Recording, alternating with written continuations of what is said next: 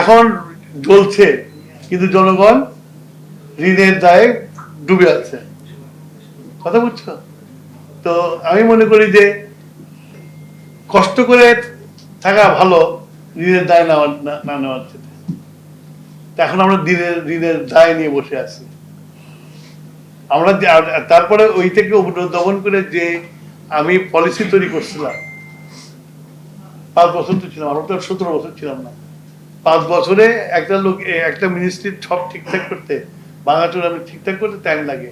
আমি যখন পলিসি তৈরি করছি বোধহয় 2004 সালে রেডিও করছি পলিসি, তারপর পাইছি 2 বছর।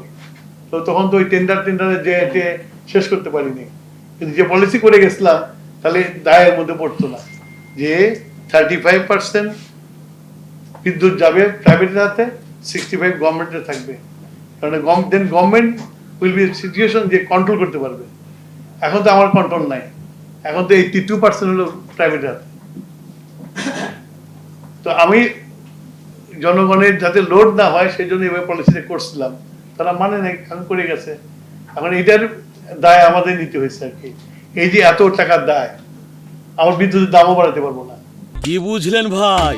অনলি যেটাই চাই। বিদ্যুতের দাম এবার বাড়াইতে পারবো না। তো বিদ্যুতের দাম বাড়াইতে না পারলে দায় আরো বাড়বে। তারপরে IMF এসে একটা চাবি দিবে আমাকে, তখন বাধ্য আমাদের বাড়াইতে হবে।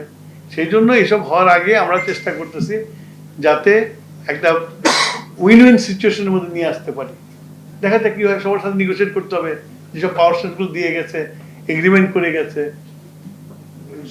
সবরিন গ্যারান্টি দিয়ে গেছে, এগুলোর সাথে নেগোশিয়েট করতে হবে। নেগোশিয়েট করে একটা জায়গায় নিয়ে আসতে হবে আমাকে, যেটা নিয়ে এসে যেটা জনগণও লাভবান হয়, যারা দিচ্ছে তারা লাভবান হয়। এই দুইটার মধ্যে একটা আমাকে সমঝোতা করতে হবে।